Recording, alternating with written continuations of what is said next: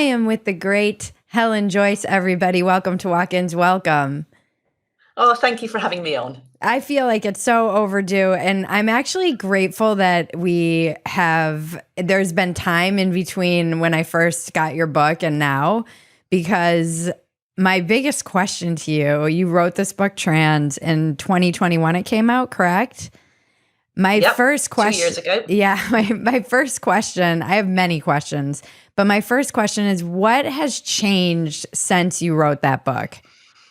So I guess you mean in the culture at large rather than in my life. I mean, what do you see in the trends? What do you feel like what surprised you perhaps? What's something you maybe predicted? Is it going as you kind of foresaw? So I think for the first year, yes, it did. So I made some predictions in the book. And there were also some stories that I had to leave aside because they weren't finished. Mm-hmm. You know, there were court cases that were open or whatever. And then when the paperback came out, which was sort of, I think, roughly a year later, I did a new foreword and afterword. And in the foreword, I talked about what it had been like, in the time since for me. And then in the afterword, I caught up on some of the stories. And, I'd like to have called that epilogue, I was right about everything. So, for example, I predicted that the trans sports issue would become huge because of the Olympics that was delayed during the pandemic. And then, I didn't predict the existence of specifically Leah Thomas, but I thought a Leah Thomas-like character would come along, and that proved to be true. I predicted that there would be no turning back and only worsening in the gender medicine in kids' gender clinics. And that was true beyond my wildest fears with the horrific guidance that came out from WPATH, which is the World Professional Association of Transgender Health. And I think that I predicted that there would just be much greater awareness of it through legal actions for employment. And I finished off some of the employment cases that were still open. Mm-hmm. And then another year has gone by since then. And I think in some ways, I wouldn't have predicted how fast things were moving in the States. I was very worried that, and I still am worried, that you're going to end up being American exceptionalism on this, like on everything else, like guns and healthcare and, what else, abortion law and things. Like, you just do seem uniquely unable as a rich developed country, to solve very tricky policy questions. You end up painting yourselves into corners where you can't actually get out of them. Yeah. And I'm afraid that this one might be one of them too. But then on the other hand, like, we're starting to see really meaningful bans on totally unethical medical practices on children. Mm-hmm. And we're starting to see a lot of states, like I think 20-something states now, have at least some level of bans on men competing in women's sports. Mm-hmm. So, I don't think I'd have predicted either of those 2 years ago. I think I was more pessimistic about American developments than I would be now. Is it as much of a culture war thing in the UK as it is here, in the sense that, it's very much red states that are putting these bans on, and it seems like Republicans are the majority of people who are speaking out, and it makes people who might be left-wing, who silently have some agreement, not want to get on board and support it because it's one of those signals like you're right-wing? Yeah, definitely not. It's really nothing like that here. Like, the trans lobby tries to make it like that all the time. They're always trying to say that people like me are, far right American wingnuts, and that we're funded by the Heritage Foundation and so on. And listen, I'm not against right-wing people. Yeah.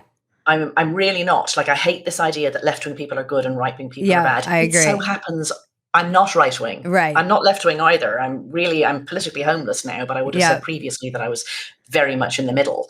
No, the strongest opposition here has come from women who are centrist to left, and people who self-identify as sort of liberal, which here doesn't mean the equivalent of being a Democrat. It means that you care about the rule of law and free speech and evidence-based policymaking and so on. Right. It's not religious here. It's really not. I mean, most religious people are against this stuff because, they believe some version of male and female, he created them. Mm-hmm. But the organized resistance to gender ideology has been from secular women, left-wing, often trades unionists, and so on. So, yeah, they try to make it into a culture war, but that's just a lie. They just say, you're importing American culture wars. And you're like, well, you imported a crazy American ideology and tried to impose it on all of us. Right. And now when we fight back, you're saying it's war. I'm like, I did not start this war. You brought this war to me. Yeah, it's been pretty wild. The piece I literally filed this morning before I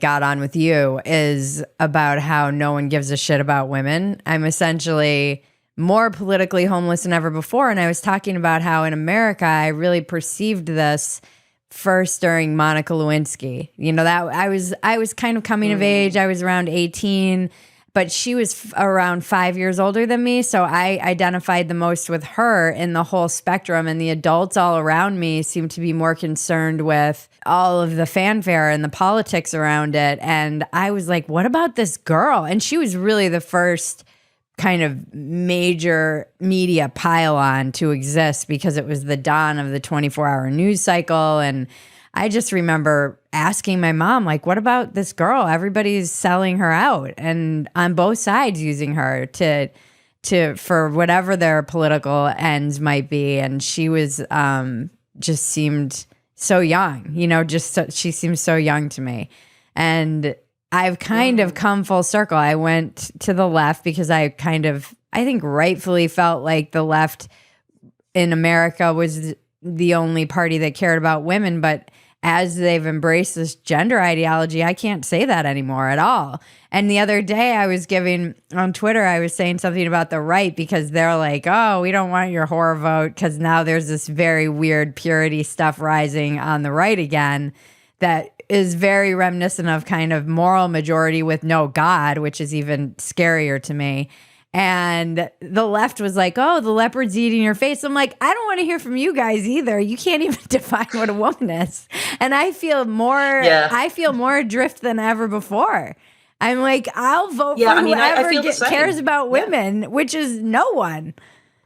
It's very strange. I don't know who I'll vote for next time. I really don't. And I've never felt that. I've always been a strong believer, especially as a woman. We didn't have the vote until very recently. Like I was very sanctimonious. I used to say to people, like, there's always one party that's not as terrible as the others. So you vote for the least worst option. But I am through at that. I am through with voting for people who don't give a shit about me. Yeah. And at the moment, I'm really not clear that anyone gives a shit about me. I am in the exact same boat. And honestly, Helen, I do not think we are alone because my DMs have been filled with, it's very interesting. You know, I've been very critical of the excesses of Me Too and things like that because of the erosion of things like due process. I've been very critical of using hate speech as a way to cudgel and silence opponents.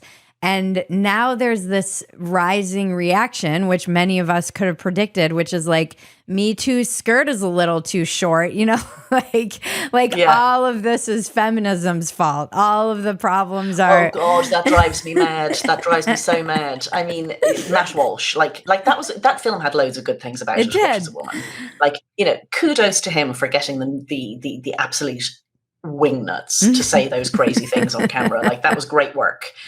On the other hand, this is a man who says that like literally every bad thing that has ever happened is feminism's fault. Like, I didn't think we were that powerful, frankly. Yeah. But you know, if you specifically look at the gender stuff that he says is all feminism's fault, and you think, like, did we create cross-dressing men who get a sexual kick out of going into women's changing rooms? Nope. Did we create the blokes in the 1950s and 60s and 70s who ran gender clinics and thought that what women and men was gender roles and that you could bring little children up in whichever gender? Nope. We were the people who were saying no to the gender roles. You know, you just can't say it's us. It's like, okay, there are people who call themselves feminists who talk about gender as if it's meaningful and who sign up to all this bullshit. And yes, there's lots of them. And I think they're awful, and I don't think they're feminists. But like, you just can't say this is all about feminism. That's just Matt Walshism, you know. Their argument is that in saying that women could do whatever men could do, that that's what opened the door to this. It's so stupid, though. Like, oh, I mean, my God. Like, I want to be able to vote. I want to get a PhD in mathematics, which is what I do have. I want to be able to work. I don't want my husband to be able to legally rape me. Therefore, a man who gets erotically turned on by putting on women's clothes was given license to come into women's changing rooms. Like, it's just a total non sequitur. Like, I think even Matt Walsh knows that. I don't think he's that stupid. It's been so interesting seeing, this is what's been, since your book came out, to me, watching this all play out in America, and have you been paying attention to the stuff going on in Canada?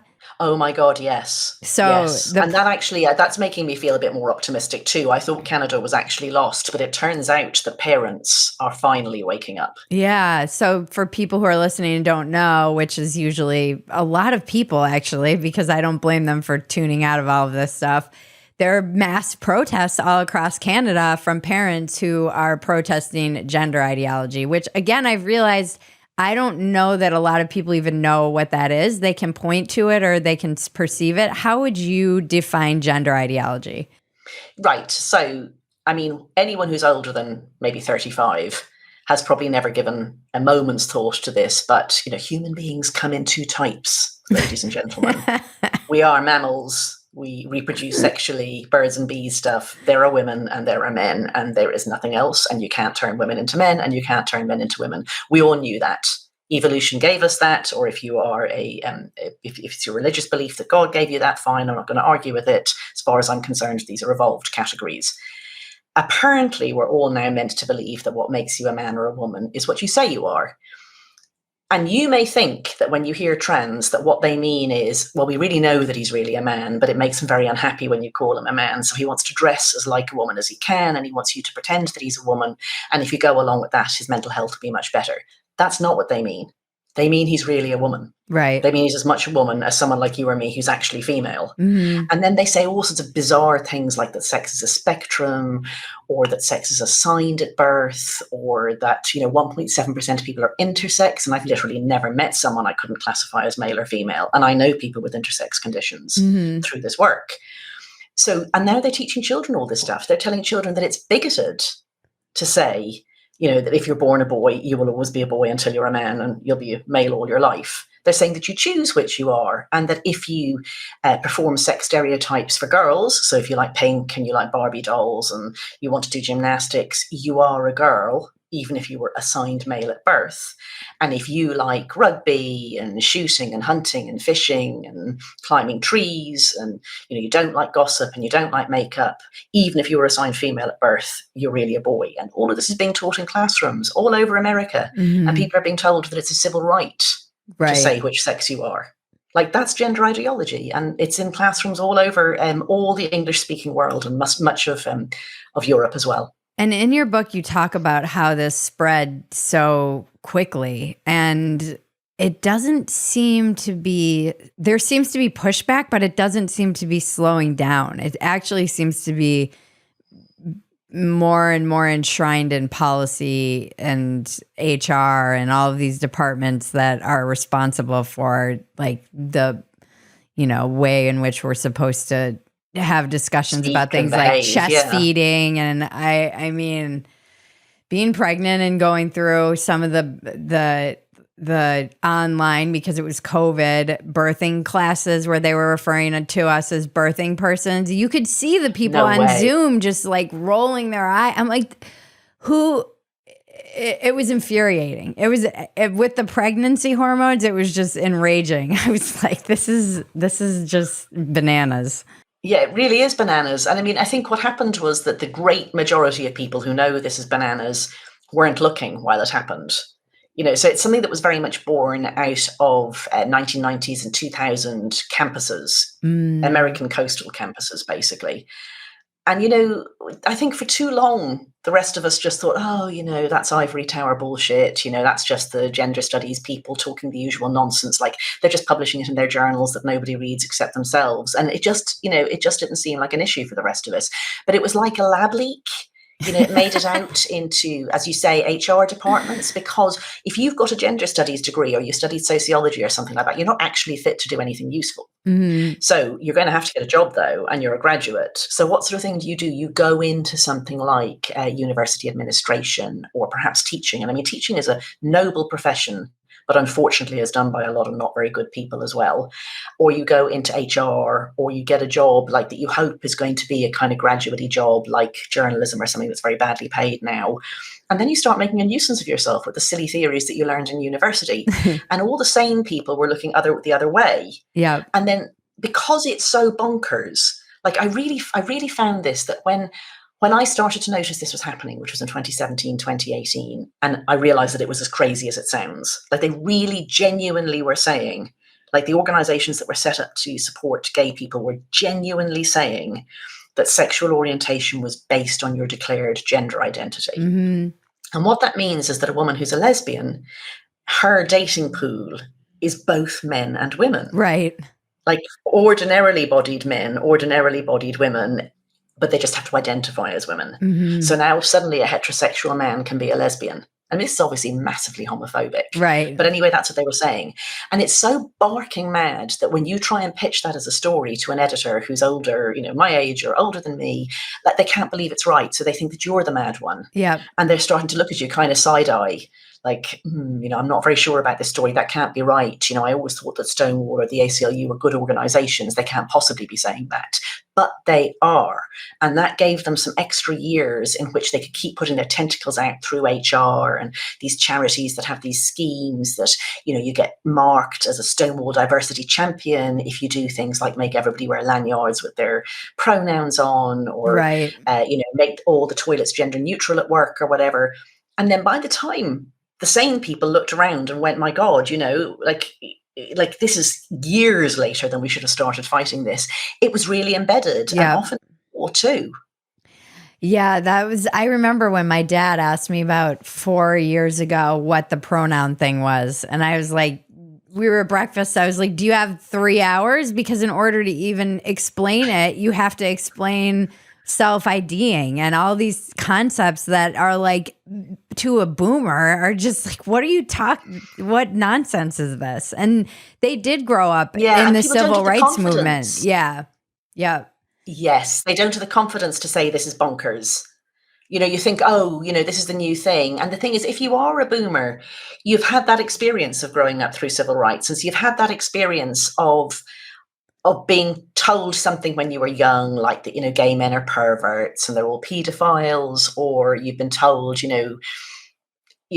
but black people, it's natural to you that maybe they live in a less good society than white people or whatever. And then as you grew up, you realize that those were shocking injustices. Yeah. And you re-examined yourself. So you learned that your unthinking prejudices were bad things. And of course, it's great that we learned that. It's brilliant that we learned that. But I think we overcorrected in the sense that people started to think that anything they used to believe that younger people are now challenging, they must be wrong on. Rather than saying, you know what, you were right on the gay rights, you were right on the racial stuff. This thing of saying that men can be women and women can be men, that's barking, and I'm not doing it. Yeah. So people didn't have the self-confidence to stop in the right place, and they just kept going past the natural boundary of what they should have been doing. It's so interesting that you use the word boundary, because this is something that I don't think women are traditionally great at. And I just wrote this piece about like why it's important women feel fear, and how I grew up Gen X with all this feminism that was very much like get in their face, be loud, don't make a man comfortable. And in 1 or 2 generations, it's gone to just suddenly accommodating a small minority of men who want access to, I'm like, what is this teaching our kids, our daughters? It's terrible. I know. I mean, I often think we're telling girls they're support humans. Like if you see the way they talk about women's sports, it's really, really obvious. Like they say that Riley Gaines, who's this brilliant swimmer, I mean, at one point she was 5th in the whole of America. Like, think how good she is. Mm-hmm. And they're saying, she's just a sore loser. Yeah. Because Leah Thomas, who's a bloke who's like, 10 inches or something like that taller than her, has had all the benefit of testosterone in puberty. He comes along and he just swims like a bloke. And of course he can beat even the best women because he's a moderately good man. And she's saying this isn't fair. And they're saying you're a sore loser. And then they say things like, oh, the value of sport is in the taking part. You're like, oh, nobody says that to men. Sod off. No. Like nobody says to, Michael Phelps, I'm going to put weights on your ankles and it won't matter because, the value is taking part, and Right. it's good for you to lose. And then you look at these girls and they're on the podium and they're clapping this bloke who's just stolen the gold medal. And that they feel they have to, because if they don't, they'll lose all their friends and they'll lose sponsorship. And Riley Gaines told me that her university told her that if she kept speaking out about it, she would never get into grad school and she would never get a job. Yep. And I mean, that was not unrealistic advice. That was pretty true. You've all heard me screaming women for years now, and I'm a big advocate for women in general and women's health in particular. That's why I love Quest's line of medical tests specifically focused on women's health issues. They offer a basic women's health profile test that gives you a snapshot of your current health and wellness, women's hormone tests designed to identify imbalances associated with various health conditions, and specific tests for fertility, thyroid function, and even your menopause stage. This is all such important knowledge for women to have because it can affect the way you work out. It can affect what you should be eating. And just now they're starting to really realize how much all of these hormones play into us losing weight, keeping bone density. All of this information is so important to you. Your results are delivered online quickly and discreetly, and you get all of this information without a doctor's visit. Ladies, prioritize your health. Visit questhealth.com today. Use the code Phetasy to get 25% off and find answers to the multitude of health questions you may have. That's questhealth.com and use code Phetasy for 25% off. Have you spoken to Paula Scanlon? Oh, yes, I have. She was at the same conference that Riley and I met at, which was this one in Denver run by Icons, which is women's sport. It's a great organization that's really helping to coordinate efforts all over America to stand up for Title IX, to get college girls able to have college sport and schoolgirls to get school sport. Without boys being able to identify into it. Yeah. And so, I met Paula there too. And I mean, she was talking about, it's not just about the losing and the unfairness. It's about the sexual threat that's boundaries. Posed by men being allowed into the women's changing rooms. Have you listened to her describe, or Riley Gaines describe, what it's like to change into the professional swimsuits? Do you know this? No, I had Paula on recently, but we didn't talk about that. Okay, well, I didn't know this until they talked about this at this conference. So when you're a competitive swimmer, you wear these extremely tight, very rigid swimsuits that are really hard to get on and off. And you have to strip naked and there's no possibility of holding a towel around you. And you kind of bounce yourself into them over several minutes. Yeah. And so if you are at a meet, a swimming competition, you might have several competitions during the day, say you have 2 or 3. And you'll do a warm-up swim for every one of those, and you don't wear your competition swimsuit for that. You wear a less elaborate, stiff one. So you strip completely naked. You put on your warm-up swimsuit. You go out, you do your warm-up. You come away, strip completely naked again, and then you wriggle yourself into this swimsuit. You do your competition. You yank yourself out of it again, and then you do it all again, possibly twice more in the same day. Mm-hmm. And there's maybe 100, 150 women in this big open space. Everybody's doing the same, and there's this bloke. With his cock out, doing the same. Yeah. And he did. And they complained. And they were told, she's a woman. That is. And if you complain, we will, you will get dropped from the team. You will be ostracized. You will never get a job. You will never get into another university. Paul, I think, said that she went and maybe it was she, I think it was she who said it, but somebody at the conference said that they went and changed in a cleaning cupboard themselves. But it's her changing room. It's not for the men. It's for the women. Yeah. One of the things that really struck me, and I haven't connected, it was something I didn't even consider, but Paula talked about it when she was on our podcast, how they kept thinking the adults would step in. They had heard that this person, Leah Thomas, and they kept thinking that somebody, they were like, this can't, it won't actually happen. And then so she was a junior and Leah was a senior, and then COVID hit, and they thought that it would just take care of itself because she was going to be done with school and they would all be seniors and she would have aged out of college. But Leah took a gap year. And so they came back and the school was like, you should just be happy to be here. You should just be grateful that you're not wearing masks while you're swimming. I mean, the level of gaslighting, and then with COVID, and she was saying, we had been so isolated. We lost a year of competition, and we were just so grateful because there wasn't the pushback that there might have been because of COVID. And I was like, it is like beyond sinister that happened to those girls. And then they tried to make them feel bad. Like, you should just be grateful that you're competing at all because of COVID, as trying to excuse this. It makes me... I mean, it's very like a mugging, you know? If you talk to somebody who's been attacked randomly on the street, often the injury might not be that bad. Like, it might just have been a slap or something like that. But they've lost all faith in everyday activities, and they're scared maybe to go out, and they become very, hyper alert and so on. Because what you realize is you have up till now thought the world was a safe place, and now it's not. Mm-hmm. And I mean, I have not had the experience, I'm so glad, of being raped or of suffering domestic violence, but I have visited a lot of women's centres and talked to a lot of women who have. And women who have been victimised repeatedly, they have lost all sense that anybody gives a shit about them, frankly. Mm-hmm. And they think the world is an unsafe place and that nobody will stand up for them, and they don't even think they're worth it. They think that they're the sort of people that nobody stands up for. And then in women's centres, often what you're trying to do is to rebuild their faith and help them to come together and support each other, but also be an institution that's supportive for them, that's trauma informed, because they've got to slowly regain their trust in humanity. So what these girls learned was that nobody gives a shit about them, that the grown-ups are willing to let this happen. Mm-hmm. And I mean, that's an outrageous thing to teach girls at university. That's why it's these conversations I have with the younger women, I'm so delicate. I feel like I've talked to a couple of detransitioners on the podcast, and they're young, and I mean, they're just what they've been through. It is not fair that their stories don't get the same amount of attention that all of these other feel-good stories about trans kids, etc., get, because their stories are horrific. And I'm glad to see in America more and more people are suing. Because I said, like, when I first started hearing about this and reading about this and being like, is anyone going to say anything like you yourself? I was like, the only thing that will stop this is lawsuits. That's it. In America, and especially in America, we're so litigious. I worried that they had managed to snooker their way out of that, because they learned a lot. The trans lobby learned a lot from the experience with false memories and recovered memory syndrome.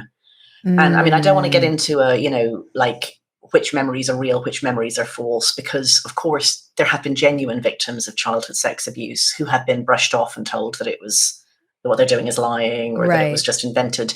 But it is also true that there were, without any doubt, totally false claims that were created by therapists who had wrong ideas about how memories work and how minds work, and who sort of auto-suggested into the mind of very vulnerable people that they had experienced these horrific situations that could be proved to have been false.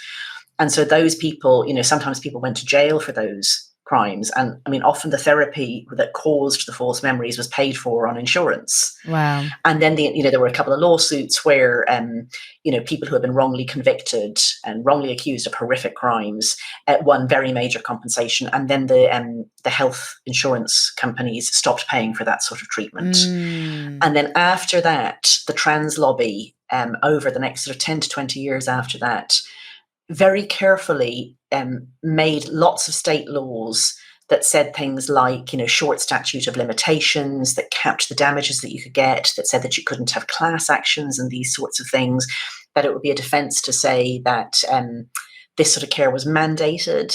And then they also put a load of trans care into the Obamacare mandates. So now, to be a health insurance company that sells insurance under Obamacare, you have to include a load of gender affirming care, as they call it. In other words, so they really set themselves up to be very hard to sue. Yeah.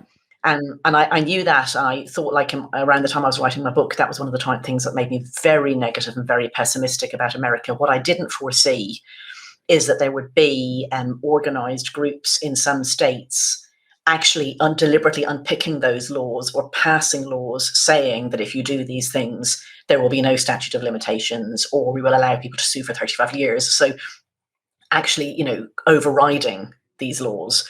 And so we are starting to see insurers pulling back on this, and rightly so. I mean, I don't know why, and it's not just medicine here. Listen, like, if you believe that men can become women and you act on that in any policy, what you're going to be doing is putting men into spaces where men should not be. Places like dormitories, school changing rooms, camps, rape crisis shelters, homeless shelters. You are doing a very dangerous thing. You're foreseeably creating risk. If I were anyone who were doing that, I would be checking that I'm not personally liable, that I'm not somebody who has signed off on this, that I'm not the person who has fiduciary duty for that company, because what you are doing is you are setting yourself up to be on the nasty end of a lawsuit. I can't understand how people can't see that. Yeah, what inspired you to write your book? What was there kind of a dark night of the soul, or what? What was the moment that you realized you had to write this? I mean, there was a moment, but and I'll tell you the moment. But after I wrote the book, I read a very interesting book about how the way that we think is not the way that we think we think. Like, what I mean is, when we examine ourselves and we think, oh, I made this decision in this way based on this fact at this moment, actually, that's just kind of a story we're telling ourselves to make ourselves feel good after we've already decided. So I'll tell you the story, and then I'll tell you what I think really happened. So, well, tell me the story. Tell me what you think, and then tell me the name of that book, because I want to read it. I've forgotten it. That's the embarrassing thing. I'll have to give it to you to put in the show notes. That's I'll look fine. it up. It's upstairs on my bedside table. So I was asked to write it. That's all. I was asked to look into it and find somebody to write about it for The Economist, where I was working at the time. I ended up writing about it myself. I found it very strange. I found the way that people acted towards me when I asked to interview them very strange. I found the things people were saying strange, the language strange. All of it was just like nothing like anything else I'd written about before. And that interested me. Mm-hmm. So I kept thinking about it. And so my first article was in 2017. And then by 2018, the summer of 2018, I went on a walking holiday on my own in Ireland, which is where I'm from. And I went on a walk for about 7 days. And there's this, I had read this article in the Irish Times about what's called St. Declan's Way. So I'm not religious at all anymore, although I was brought up Catholic. St. Declan, he was a Catholic, I guess, priest. I don't know if you call them priests at the time, but he went on a pilgrimage to meet St. Patrick, and he took a particular route. And there was a group of landowners and walkers along the route who were taking the time to mark the route and to open it up and make sure that people would walk along it. So I just, on impulse, decided, I was thinking about this topic all the time and I wanted to give myself some headspace. So I decided I went on my own and I walked this walk over.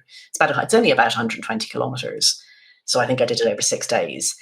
And I was just walking all day, no headphones, I didn't read anything, and I was just staying on my own at little B&Bs and that each night. And I came back from it thinking, I've got to write a book about this. But it doesn't fit well with my day job, and I don't know that I'm the right person to do it. I was the finance editor of The Economist at the time. And I kept thinking about it for several months, and I asked around about agents and so on, and, got rejected by people and got told that I was a bigot and that sort of thing. And then I think it must have been, was it 2019?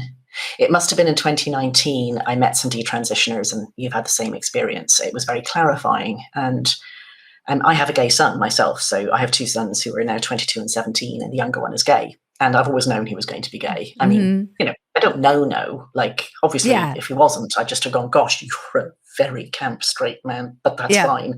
But anyway, so I have a soft spot for gender non-conforming kids. And these were all girls, but they had all been very gender non-conforming when they were little.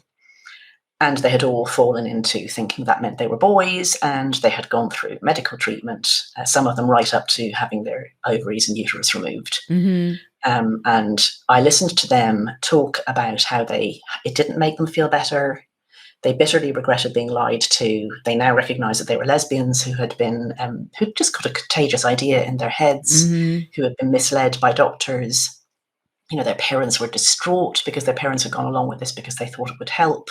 And that night, I was staying in an Airbnb, and I just went back to the Airbnb, and I couldn't sleep, and I just kept thinking, they're sterilizing gay kids. They're sterilizing gay kids. I've got to write about this. And so that's the origin story of the book. But I actually think that I had decided I wanted to write it well before that. And I was waiting for the excuse. Right. what I mean is, I wasn't weighing it up in the sort of rational way that you do. I don't think people do. I think we do the rational weighing up afterwards. That's the story we tell ourselves. So I think I really badly wanted to write it, and it wasn't for anything so noble and grand as that makes it sound. I wanted to write it because I couldn't stop thinking about it, and it was driving me crazy. Mm-hmm. I wanted to do it because I really needed to clear my head about it. And I was thinking, like, that's not a great reason. Like, I wasn't putting those words in my head, but I was Right. thinking, like, it's not my job. I'm not the right person. You needed It's going permission. to be difficult. I need time. I needed permission. Yeah. I needed to give myself permission. And so then along came this event, and I was able to give myself permission because, like, seriously, if they're sterilizing gay kids and you look away, like if I go home the next day and just go, "Oops, they're sterilizing gay kids." Imagine that. Like, who am I? Yeah.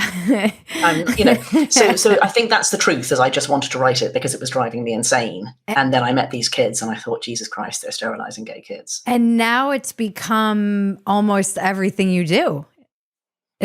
Yeah, it is everything I do, Yeah. actually.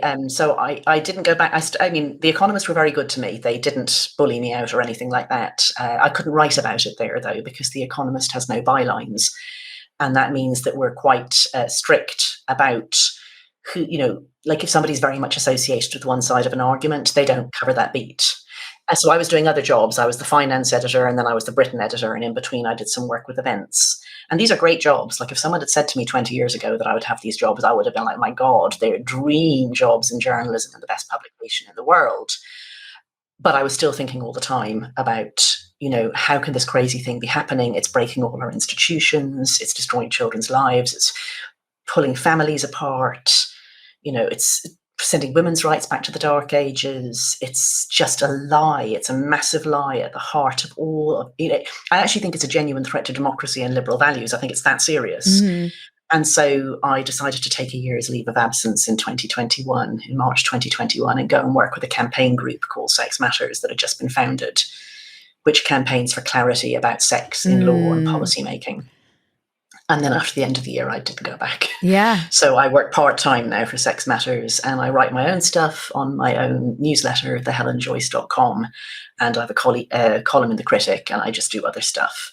And I don't regret it. I mean, I miss The Economist because it's a great place. But honestly, I had got so bored trying to, write stories about British politics when my head was somewhere else. Yeah. I mean, I don't think that had you told me when I was trying to do comedy and was a waitress, I was just reading something I wrote from 2015, and I'm like, there's no way you could have told me that I would be having these conversations. And 90% of the time, or 100% of the time, I'm like, still part of me is baffled that we're even having the discussion. It happens to me at least once a day. At least once a day, I boggle. Like, I think I'm sorry. You what? Because the thing is, this is mad. Yeah. Like, it's genuinely clinically insane. Like, if we hadn't had this cultural moment, if you were to go back, 100 years or 150 years, and you met somebody who said, like somebody who looks like me, who said, I'm a man, or someone who looks like my husband who said, I'm a woman, that's as dumb as saying you're Napoleon, like, it's obviously certifiable. Mm-hmm. So we have created a social movement out of an obvious crazy delusion. And the consequence is that the craziness is everywhere because we've embedded it everywhere. Like, HR departments are saying crazy things, governments are saying crazy things, doctors are saying crazy things, charities, NGOs, sporting bodies. And the funny thing about this one, well, it's not funny at all, it's horrific, is it breaks things in exactly the place where they're meant to work. So if you are a women's rights organization and you decide that men can be women, it doesn't just break you as in you go and do some random other stuff or you become useless. You actually become a men's rights organization. Right. You turn through 180 degrees and you work back against your actual founding principles. And this works for all of them. Like, anti-censorship organizations become censorship organizations. Gay rights organizations become horrific, rapey, disgusting organizations trying to push heterosexual men on lesbians and to try to sterilize gay kids. It's bananas. The national statistics officers say, it doesn't really matter what you write in the census, just write whatever you feel like for your sex. Like, this is dumb. Yeah. Everyone is abandoning their missions. It's breaking everything. Wow. That was something that was so chilling about your book that I think you do such an incredible job pointing out. And when I was interviewing Douglas Murray for a piece I did for The Spectator about what happened to Pride, he made, I wish I could just publish the entire interview that I did with him because he's just so brilliant and insightful on all of this. But he made the point that the United States is behind because we didn't have the benefit of having somebody like, say, Oprah, who, in your case, J.K. Rowling, who is uncancelable and a massive, formidable force, who is coming out and saying, like, this is nonsense. And no one in the United States is doing that still. Still, there really isn't anyone huge and mainstream who's willing to take that risk and say, what about the women? I guess like 2 weeks ago, I think after writing all these pieces, I don't know if you've gone through this. I was very fighting depression, feeling like there was just this sense, forces that are against us. Yeah. And the forces against us are just huge. That no one is coming. That very real sense that we women have been abandoned in the culture wars after making so much progress. And now, even if you're a woman who's been critical of the excesses of Me Too, critical of Believe All Women, which was nonsense, critical of some of the kind of woke stuff that we see, if you call out the misogyny on, say, the right, which I believe is rising, and in a reaction to this, but also on the left, you're just piled on by everybody. And it's very disheartening to me because I have a daughter now. I don't know what the world will look like for her. It's scary. I cope with that by having the organization and the network around me, because if you actually face up to what you're doing and what's happening, it is formidable what's against us. Like, this ideology has absolutely co-opted pretty much everything that was meant to protect people against, the fact that the dominant version of humanity was adult men. So, the world was built for straight adult men, and the rest of us have had to try and make our way. Like, children, like, I'm not saying children should have rights at the same level of as adults. They can't. They're not adults. Adults need to look after them. But children aren't just chattel. They aren't just the possession of their parents. Right. And women's rights and Black people's rights and then gay people's rights. All these groups that were not given full human rights. The full human rights were only for straight white men, adults, and all these institutions that were set up in order that the rest of us could have a fair shake, all those institutions are now working against us.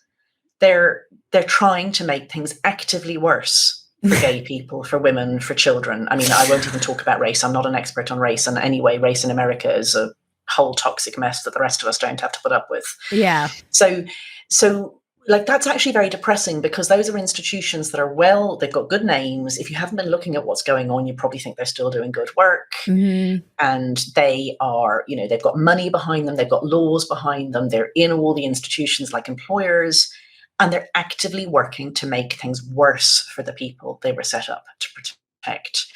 So we've just got this enormous force against us. On the other hand, we have right on our side. And here in the UK, like Turf Island, as it's called, trans exclusionary radical feminist. I'm none of those things. Well, I'm a feminist, but I'm not a radical feminist. And I'm not trans exclusionary. Yeah. All women are women and all men are men. I'm excluding nobody.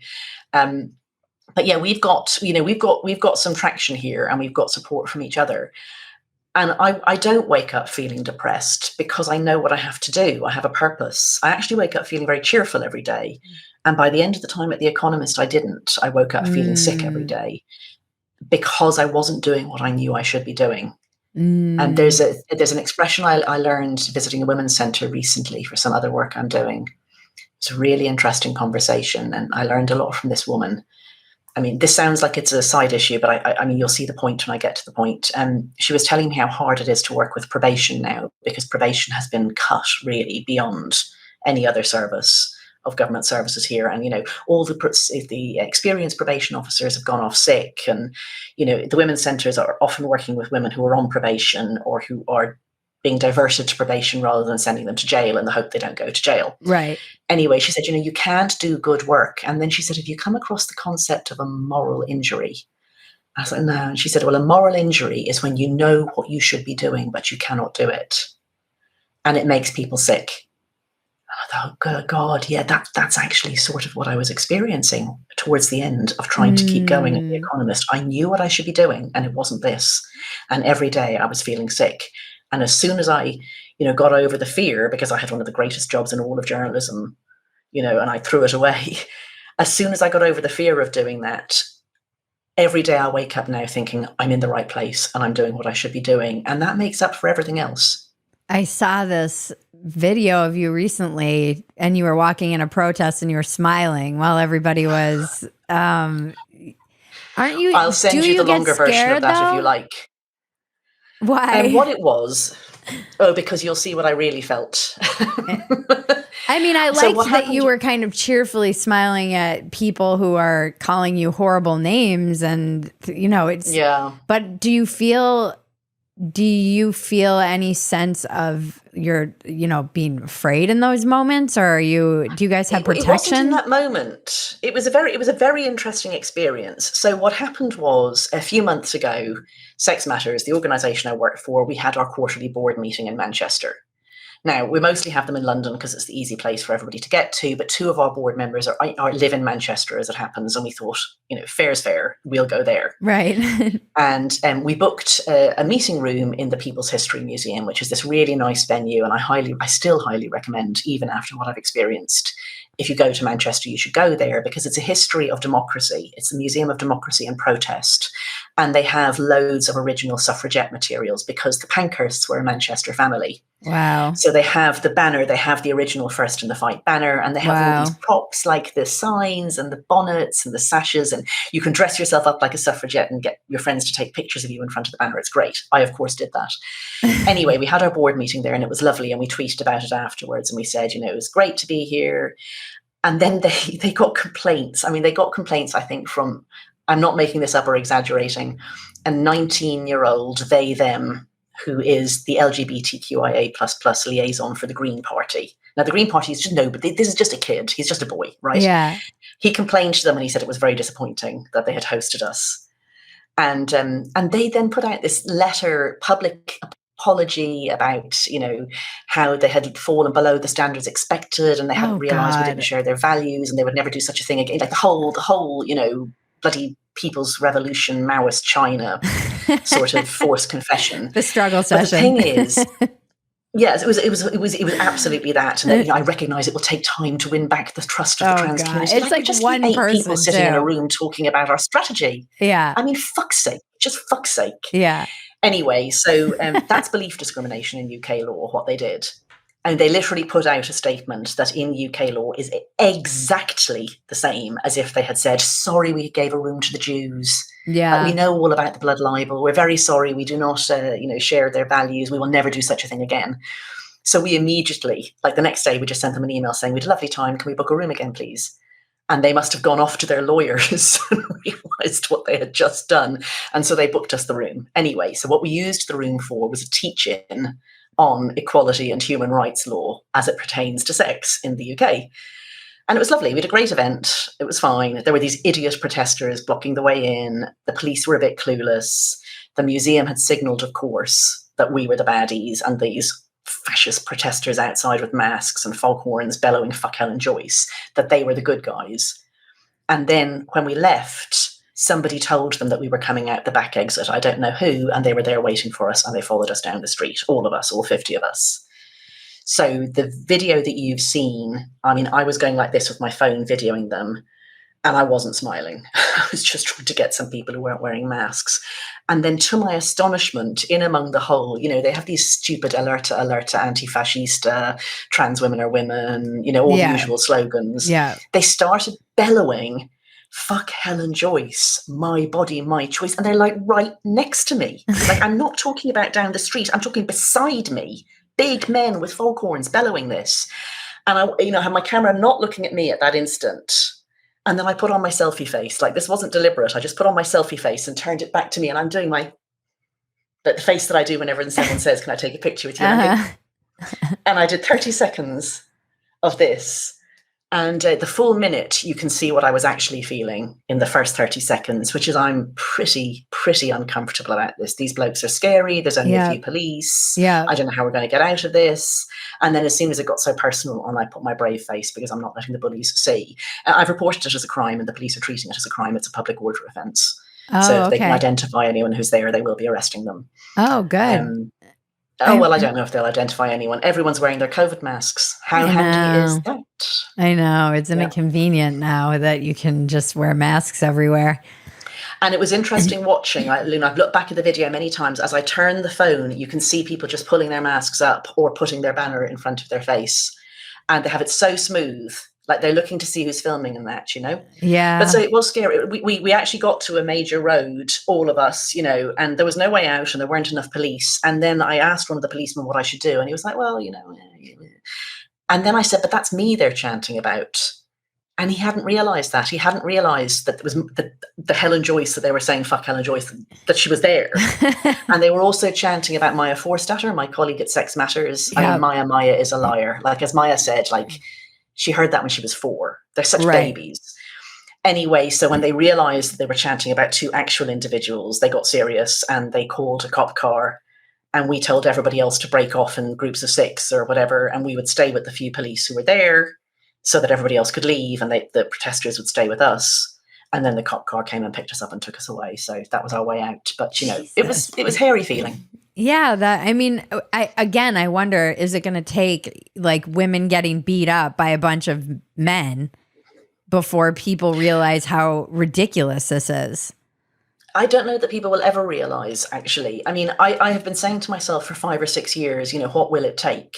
And when I found out about this first, I was so naive, and so many other people have said the same to me. Like, when you discover that they really mean it, that men can be women. Like, they're not just saying it to be nice, because you always think it's just like, it's just a fiction. You're just saying it to be nice to people to make them feel better.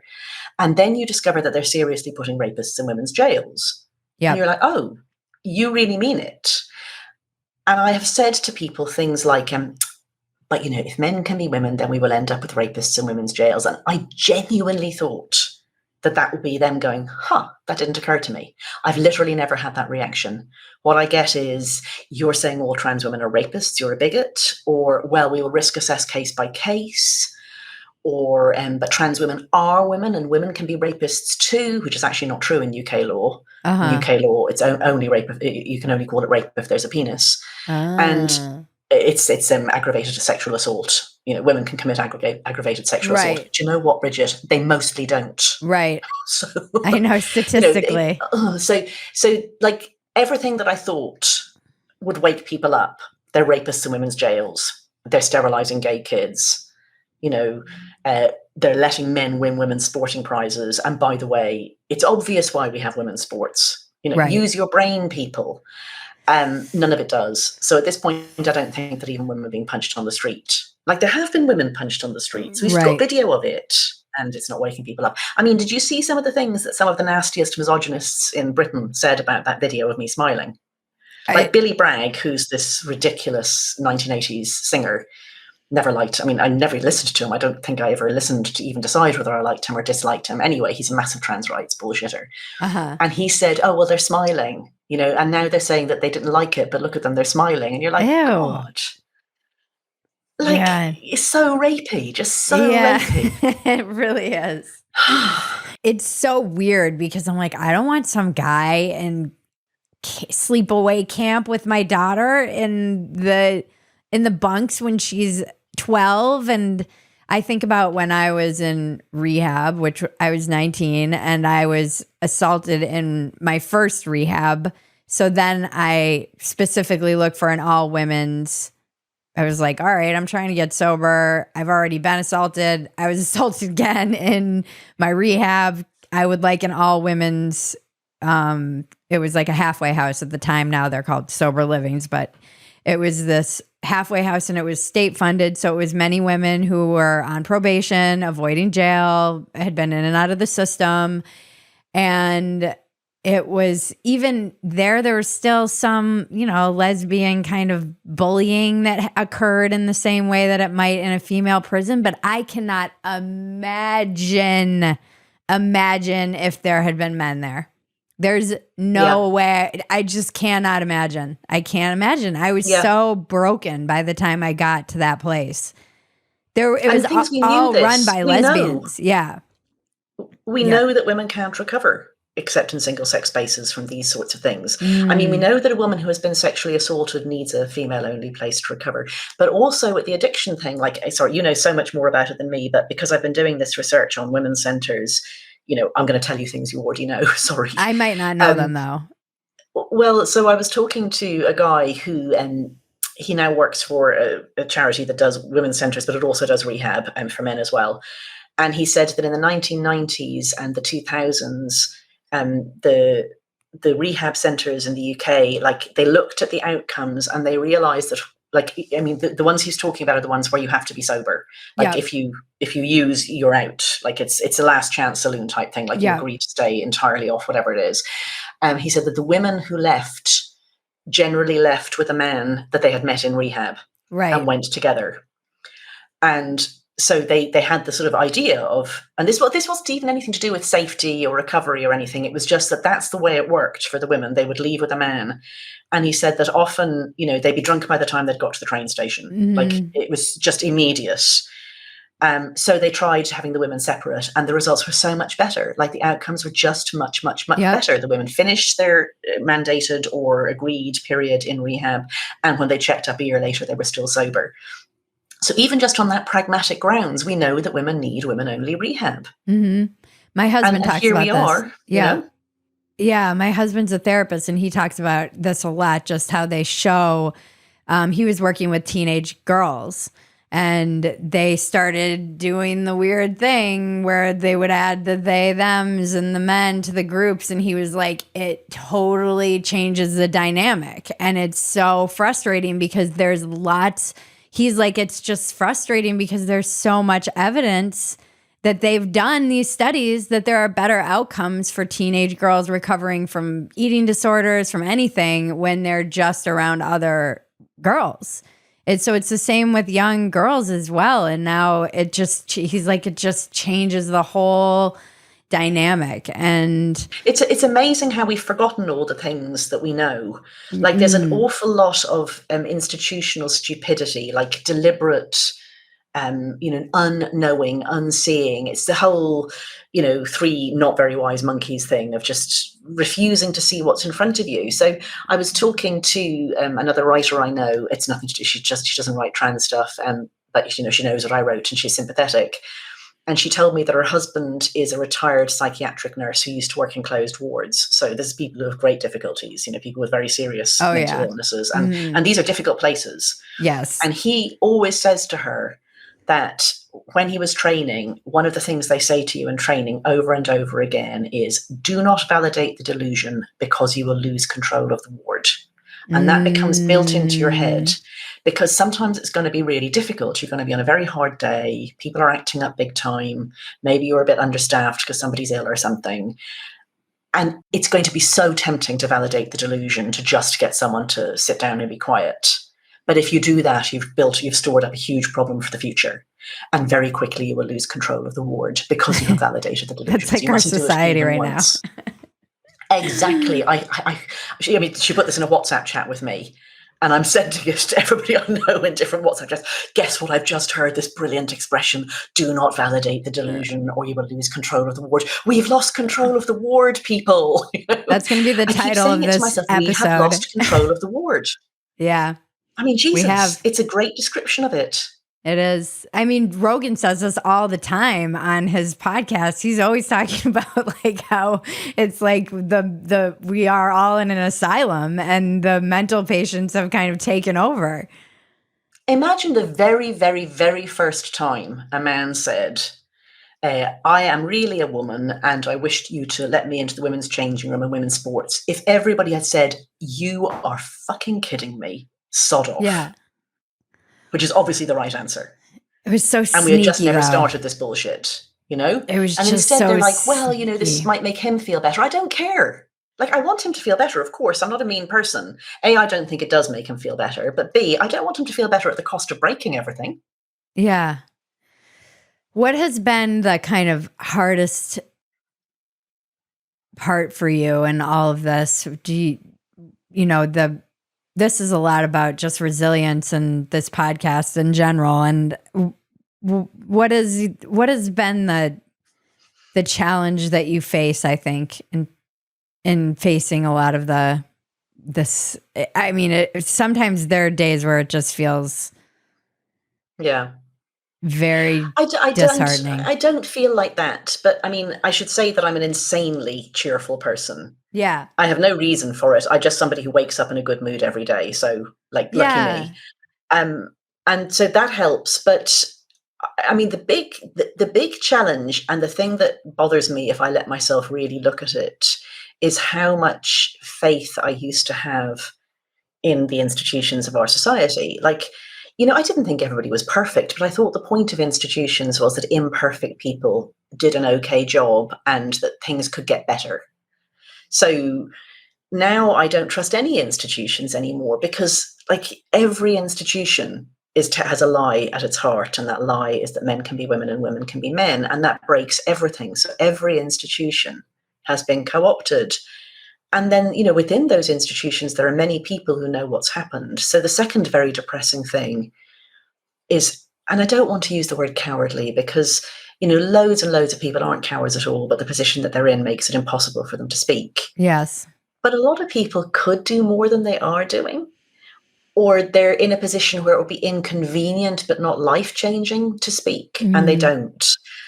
So if I let myself look directly at the unbelievable, colossal destruction of human value of our institutions and at people being so much less brave and so much less committed to the truth than I thought they were 5 years ago, that's genuinely depressing. But then, you know, I just think maybe I was living in a fool's paradise. Yeah, You know, maybe that's it was kind of always where like I've that. come. Yeah. Yeah, that's So but that's hard. then you see this kind of rise of conspiratorial thinking, and Yeah. it's replacing the liberal values, and now anything that's a conspiracy is truth. So you have Yes, exactly. that seems very disheartening to me too, because those people will send you that meme like same as it ever was, you know, and there is a part of me that was I just delusional? Has it always been this way? And then I don't know that I want to go down some rabbit hole where I'm like, I'm in the matrix, you know, just like whatever. Yeah, no, I Like, don't. I know. I think human beings are very prone to looking at big things that happen, like the pandemic or this bizarre ideology that suddenly seems like it's everywhere, and to think that there's some shadowy force behind it. Like, you know, in our own lives, if something big happens in your own life, there's probably a person behind it, actually. You yeah, know, like, you know, if something changes hugely in your own house, well, someone moved it is why. You know what I mean? right, So you could think, oh, well, if I look around society and there's this huge change, there has to be, like, you know, a big conspiracy theory behind it, or, you know, this is China or it's Russia, or, you know, right, if you're that sort of person, it's the Jews, isn't it? So right. those things are awfuls. Big things that we see in society often have many causes, and those causes are sometimes just benign or harmless, but the thing is that they make a perfect storm, Hmm. and all these things come together, and, you know, like, or there's just like really bad luck, like with the pandemic, like this is the breakthrough disease, and it, you know, and you have to hold back and stop yourself from having that instinctive, oh wow, there has to be a shadowy force behind it. There really doesn't. I Right. mean, we've had, you know, the First World War did not have a shadowy force behind it, and it started over a silly little argument. But I mean, you know, the stage was set for it, but it could easily not have happened. You know, Right. bad luck was a huge part of it. And I'm not a religious person at all, so I have to look at the rise of the big world religions and say that was chance that it was that little, you know, millenarian cult 2,000 years ago that grew into a world religion. Another one, you know, thousands of others died, and that one grew. It's chance. But yes, you have to hold yourself against that temptation to think this is big, therefore there must be a big shadowy reason for it. But I mean, the point is that our institutions are meant to be the thing that imperfectly, but better than anything else we've ever come up against or come up with, protects us against that. Like the reason that we vote, the reason that we have a democracy, the reason that it's not just a pure democracy, it's an institutional democracy, that's moderated by Congress, by the courts, by the civil service, all of those things, is because these things kind of keep us going in the right direction and they stop us from going off track too much. And when we go off track, we realize it and we bring it back and we course correct. And broadly speaking, things get better, we get wealthier and so on. And we've broken that. We've broken all these institutions. So that really is scary. Yeah. It's interesting because I just talked to, do you know who Walter Kern is? I don't know. He's a writer and a brilliant mind, but he's like, I think all of this, like, oh, we live in a simulation is basically lazy. He's like, you can point to individuals who are making these decisions and we should hold them accountable instead of being like, oh, it's the Matrix or, oh, it's like the simulation that we're living in. It's lazy, and it's also a way of saying I don't have to do anything. This isn't on me. Like I get that all the time. People email me from other countries, and they say, "Oh, you're in the UK, and I see great work that you're doing there. Like here in Canada, or here in Australia, this is what's happening. Can you fix this?" I mean, there was one I really resented, and I must say I sent a snitty reply to her. She said, "I think she was in Australia, and I mean, this is not fair of me, but honestly." You'll understand why. She said she had a whole load of documents about an organization there that's the equivalent of Stonewall for us, which is the equivalent, I guess, of HRC for you. And she said, I can really show all the work they're doing. And, I need someone to put this into the public, and we don't have anyone like you here. I've set up a burner email that's nothing to do with my name just to send this to you because I'm too scared to even put my name to this. You're like, I'm one woman in a different country. Yeah. And if you're too scared even to email me in your own name, well, then I'm afraid you're not going to help. Yeah. Like somebody has to stand up. If nobody stands up, then there's nobody standing up. So I tried, I tried not to be too rude, but I did reply to her and I said, well, you said there's no Helen Joyce or Maya Forstater or J.K. Rowling here in Australia. And I'm like, well, none of us were what we are until we stood up. Right. So, if you can't stand up, well, then you're not helping to fix it. Maybe you can't stand up. I don't know her situation. But if nobody stands up, then, you're lost. So think about that. I saw a clip of you. I think it was with Richard Dawkins, maybe. It was going around and you were talking about why you worry that this is actually not getting better because so many of the people who are behind a lot of these bills and laws that are being passed have trans kids themselves. That was with Peter Boghossian. Okay, that's right. That was with Peter. That really stuck out to me. I'm in Texas now, but coming from California, there was that AB 957 bill that Gavin Newsom, the governor, just vetoed, which is good. I'm glad he did. Yeah. Even if I think it might be for cynical political reasons, like he wants to run in a general election. Still glad he did it. Shocking that it made it all the way, but not really when you looked at it. Scott Wiener, who's, I don't know, I never want to see that guy's hard drive. He's just put some of the most ridiculous bills you've ever heard through, and he's been very destructive to the state. And the woman who I cannot remember her name for the life of me at this moment, but it turns out she has a trans child. And I was like, always it happens. And I thought your point was so good on Peter's podcast. And I'll let you articulate it because you're better at this than me, and I don't want to misquote you. So I actually don't remember what I was saying directly before it with Peter, but the bit that got clipped, it's explaining that there is a group of people who have bought into this ideology in a way that's completely irreversible, and it's worse than doing it to yourself. It's the parents who have responded to a child's declaration of a trans identity.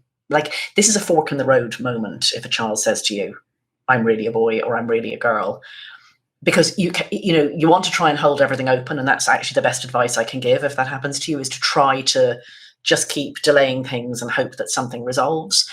But basically, at some point, you're going to have to decide. There's a particular person here in the UK who was in this situation, and I know he talked to me and to some other people who don't think that you should transition children, and he also talked to the other side. But the thing is, you can't talk to both sides forever, because Right. I'm saying those people over there, they're telling you to do something that is a human rights abuse, like a grotesque human rights abuse. They're telling you a lie. They're telling you to tell your child to live a lie, and that lie will harm them for the rest of their lives. Maybe make them sterile if they go through all of that treatment, damage their brains if they take puberty blockers, damage their bones. The worst thing you could do to your child, harm them irrevocably. But they're saying, if you listen to her, your child will probably kill themselves. Your child is really trans. That's who they are. They will hate you. They will cut you off. You are going to have to decide. I'm really sorry for anyone in that situation. But if you decide the trans route, you're all in. You have to now believe for the rest of your life that what you did was the right thing. Because if you didn't, you have done something terrible and you've done it to your child.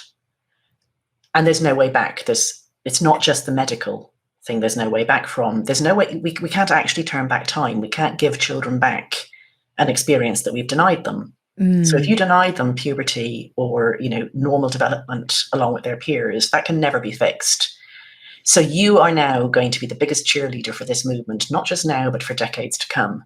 And the more of those people there are, the harder it is for us to fight back on this. Well, I think this interview was a few months ago, I think now, and that clip has been circulating. It's probably one of the most influential things I've ever seen. But a couple of weeks ago, somebody I'd never heard of, a journalist here, I won't say the name because I don't like pylons, just randomly retweeted this saying, "What an extraordinarily cruel and heartless and hateful woman," or something like that. It's like, thanks. And underneath, people are, saying all sorts. And then, like, someone I know just messaged me and said, "Trans child." Yeah. Always. I mean, one of my friends said she actually had to sit on her hands to stop herself from commenting underneath, "Truth hurts." Yeah.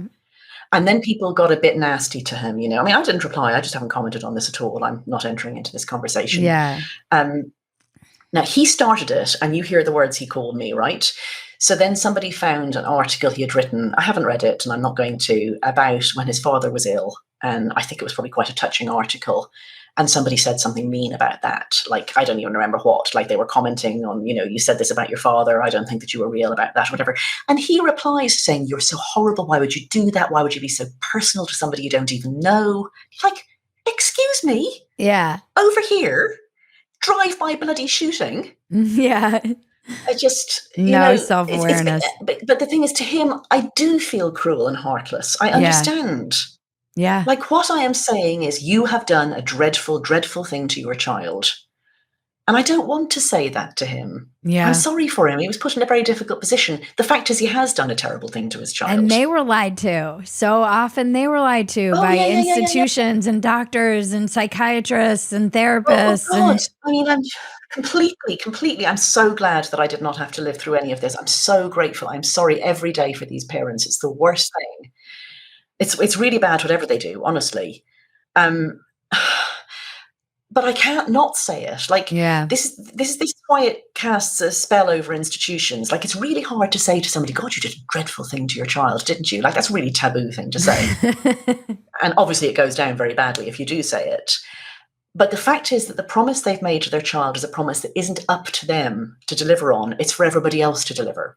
What they've said to their child is, you can call yourself a boy or you can call yourself a girl, and the rest of society will accept that. And I'm here saying the rest of society will not accept that. If this is a boy we're talking about and you tell him he can be a girl, he's not going to come into the girls' changing rooms because I'm going to fight tooth and nail to stop it. I'm going to get him out of women's sports. I'm not going to call him she, her, because I don't do that anymore. I don't do that politeness thing anymore, because when I do that, I'm not able to articulate my rights. I know. I cannot look at a boy and say, "I'll call you she, her out of politeness and a girl," and then explain why you can't come into the changing rooms or why you can't come into the sports. So I have to do all of those things. And now I'm the one who makes the parents a liar. Right. But they shouldn't ever have made a promise like that. They should never have promised how I would behave.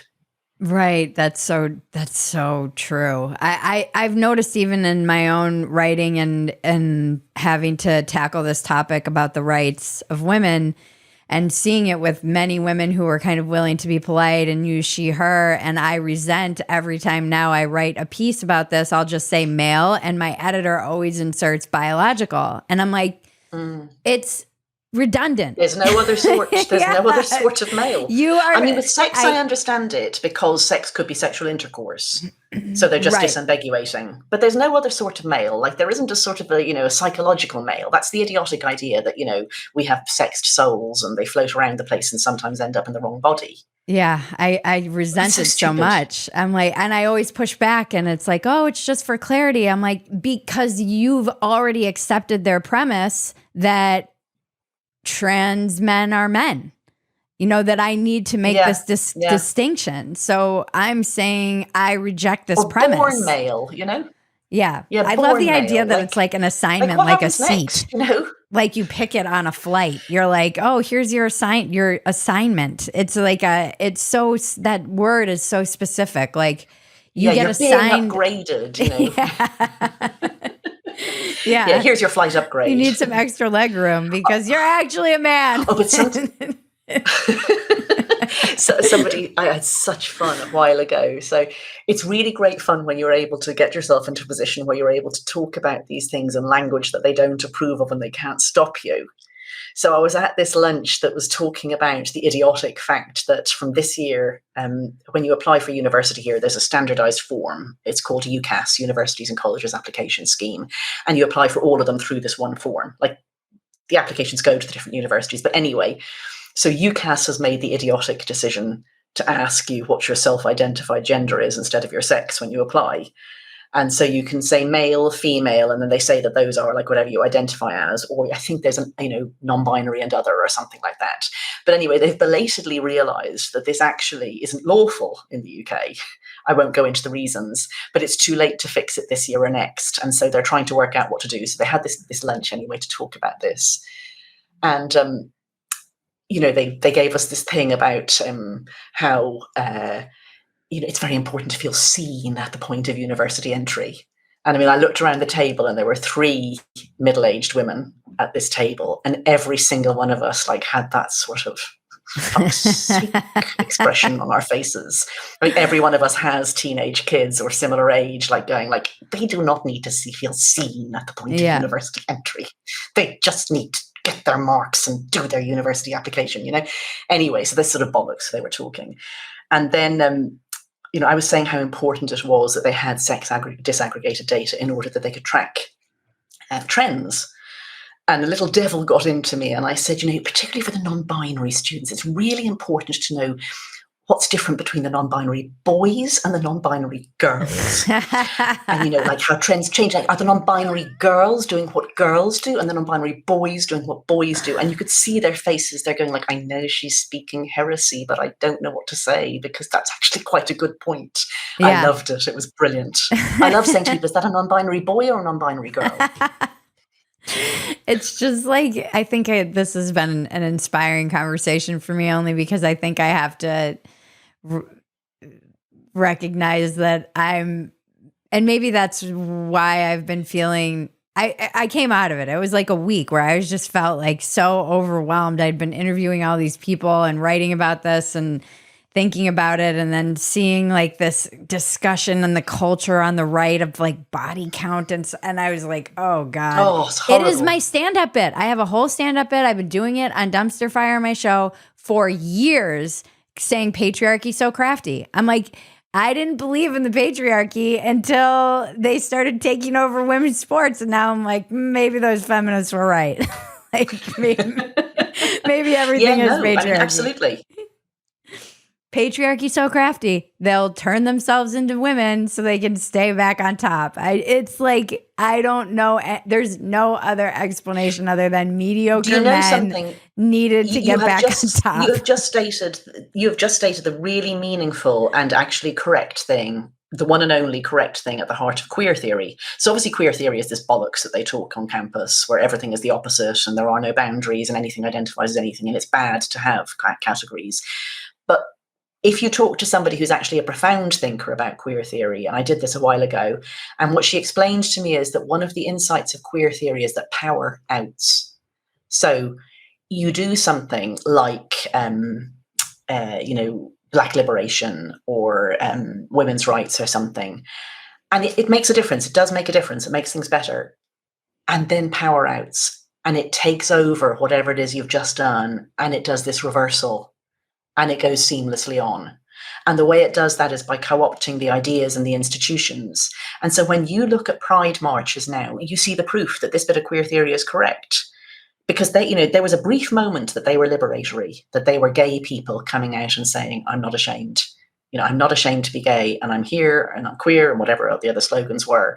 And now you look, and it's these absolutely disgusting kinkster straight men, urinating on each other, having public sex, dressing up as dogs, marching around the place. Like, it's male sexual license on steroids, performed in public, in front of women, in front of children, and nobody can say a damn thing. It's a patriarchal reversal. It's a queer theory reversal. So that's how it works. Power structures kind of take over again whenever you get a bit of a fight back against them. Yeah, I always joke on Dumpster Fire, which is probably why we're throttled by YouTube, about how it's just like mediocre men were feeling like they were getting, like, women have done well, we're getting more educated, actually men are not in a great place right now. If you look statistically, they're struggling. They're not getting, as in America at least, there are more deaths of despair. They're not getting educated as much as women. They're not even making as much money as women oftentimes. And I think that, it's an easy way to get back on top. I want to tell you one more story that blasphemy, I think really, I know. Really shows this patriarchal reversal thing. So just today on Twitter, I was looking at somebody tweeted a bunch of pictures from Folsom Street Pride. And I mean, they're disgusting. They're just like literally men pissing on each other and things. I've been there. But one of them was this picture. Yeah, well, this one was a picture of a middle-aged man dressed up in a dog collar, like dressed as a clergyman. And he had a paddle, like for beating people, attached to his belt, and a collar around the neck of a girl who, I mean, I'm sure she was older than 18, but she looked very, very young. And she was topless, and she'd had her breasts removed, and she was wearing boxer shorts. And on her chest, she had a reference to a biblical chapter, like a biblical verse, something from Deuteronomy.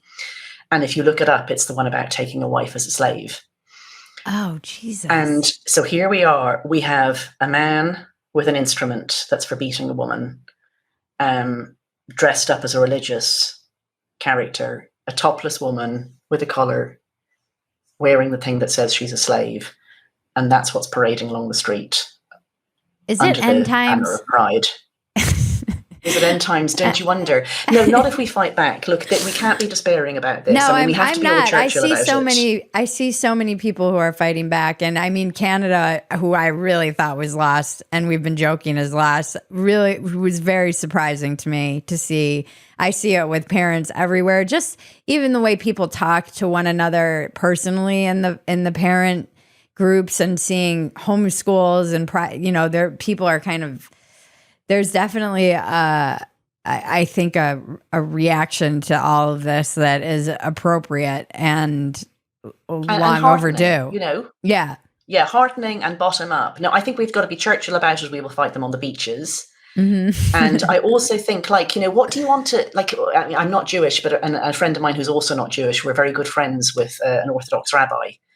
And my friend was telling me she went to one of the celebrations in the last week or two, and you think about what you want said on your name and the book of life. And, it's an interesting question. What do you want recorded as being the thing that you achieved?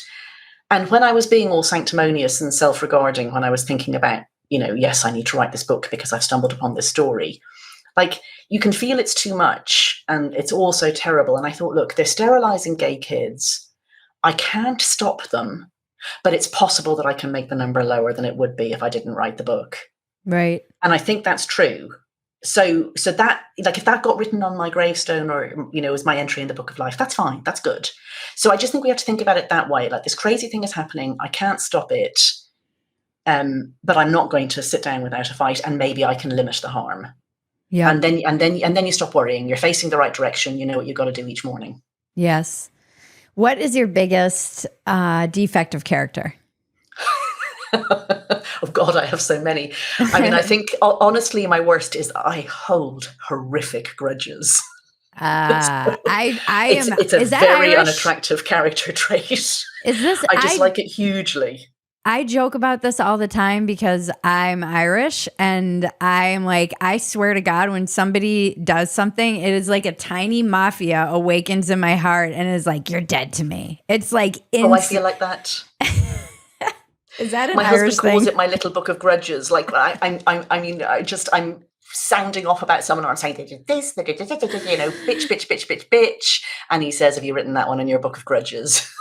Oh, that's really funny. Oh God. And I try not to be like this. I really, really, know. really try, because it's not helpful. But then sometimes somebody, really, really pisses me off, and I just, like, that person is dead to me. And I decide, okay, I'm not going to say anything publicly, because, I have to rise above it or whatever. And then, like, over the next sort of year or two, like, this happened, like, literally last weekend, I was sitting next to someone I hadn't met before, and they know somebody who is, like, number one in my list of grudges. And this guy suddenly said, "Do you know this person?" Half an hour I spent listing every single reason I couldn't stand this person and what they had done to me. And at some point I'm like, he's not even interested anymore. He's trying to get away from me. He just can't get out of the table. I'm going on about this horrible person. And then I was like, and then he did this thing to me, and then he did that thing. And by the way, he did the other. Like, this is bad. So there you go. That's a genuine character flaw. Oh, Helen, I have that uncomfortable feeling in my stomach when you relate so hard to somebody, like when they're saying something that's like, this is like one of my ugliest defects of character. It really is, like that. Yeah, I mean, I wanted to say to you, I just work too hard. I'm just too passionate or something. No, I'm the same way. I hold a bad grudge.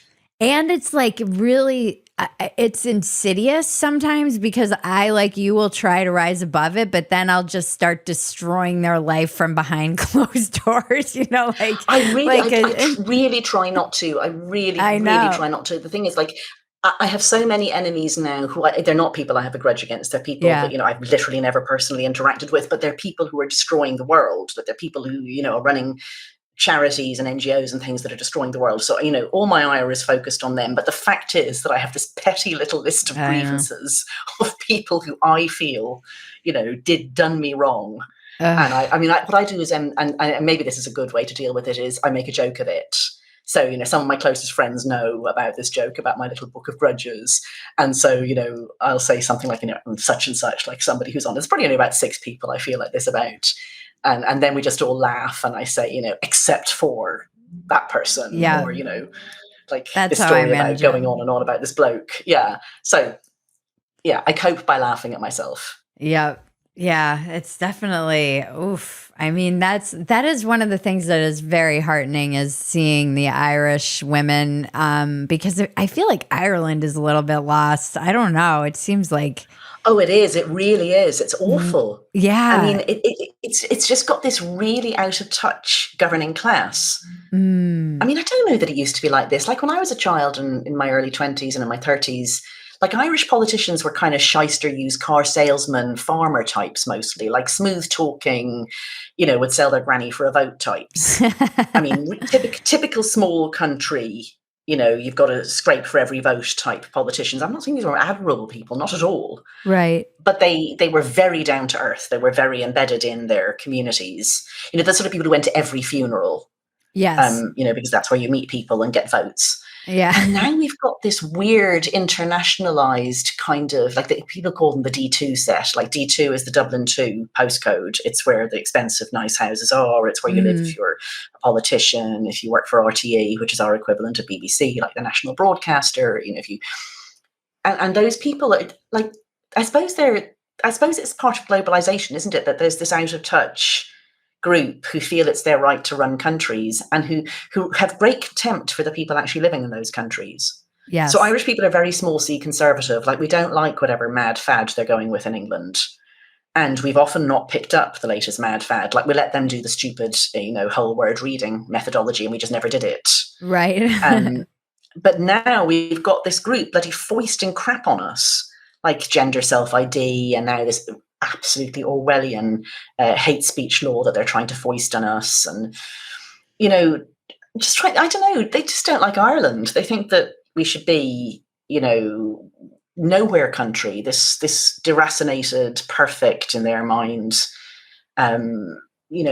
properly, trans inclusive, nowhere place. And when you talk to ordinary people, they think, like, nobody represents me. I don't read what I think in the Irish Times. I don't see what I think on RTE.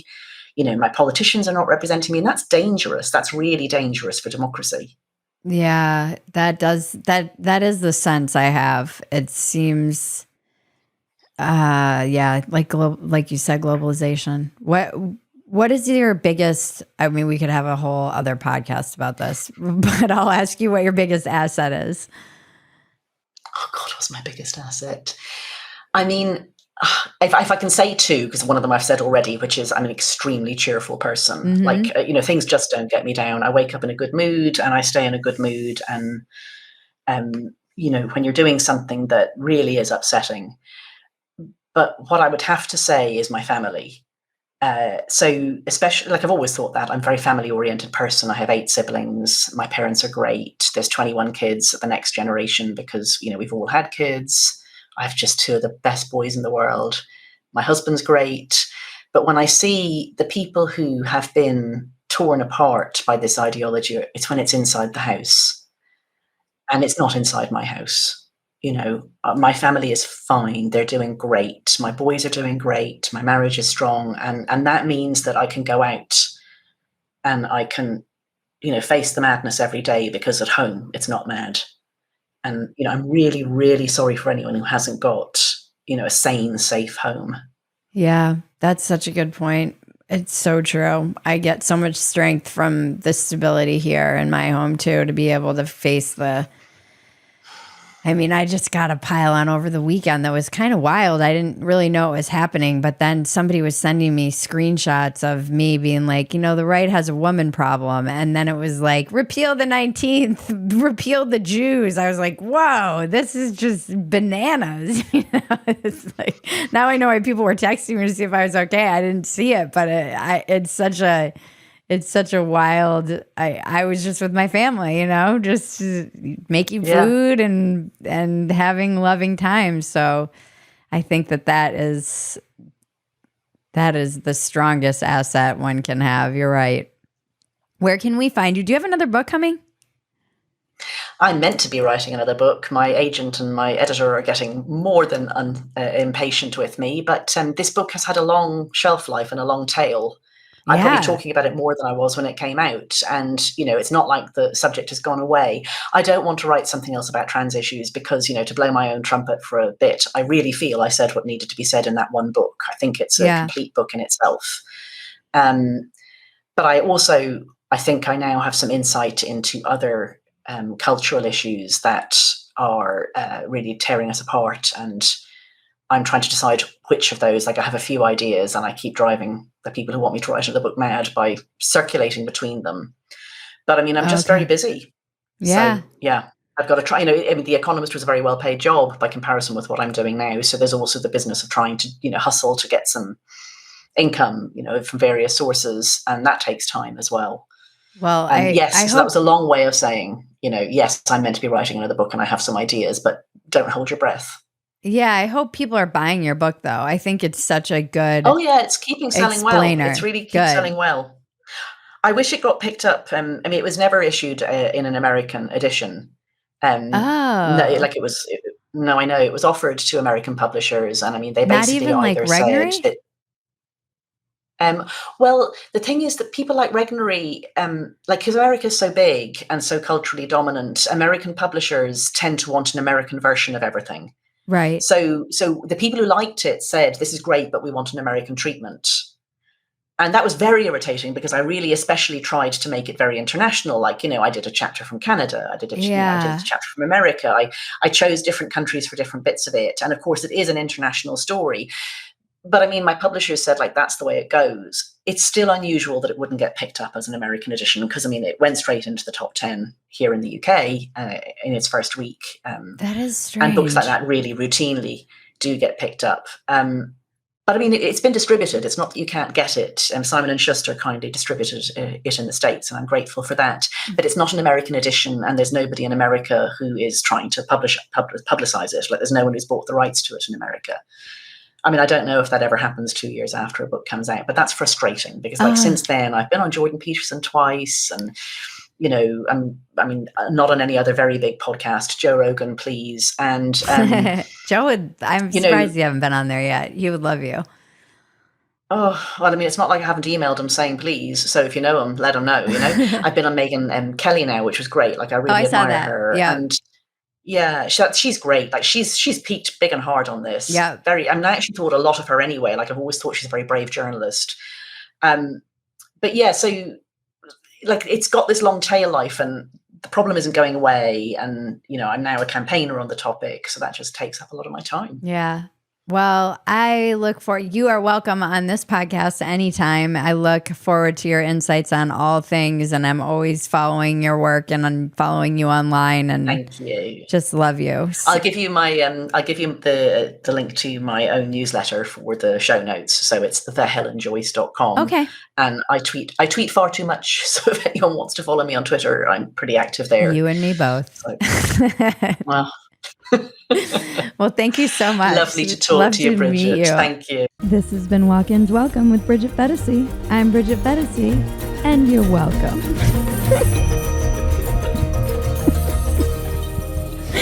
It's the dumbest line.